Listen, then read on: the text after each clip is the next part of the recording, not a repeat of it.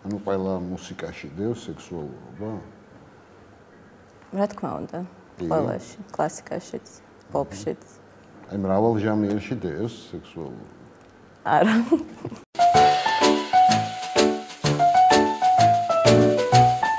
საქართველო ვისი წილხვედრი ქვეყანაა?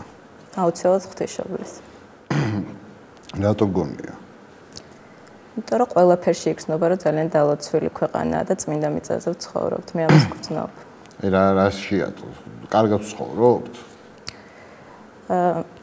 მეტნაკლებად რომ ყველაზე მეტი მორწმუნე ადამიანი შემოგჩა, ანუ მრევლი არის ძალიან ბევრი ეკლესიების სავსე, ამდენი ეკლესია, მონასტრები, წმინდა ადგილები, ყველანაირად, რა ვიცი.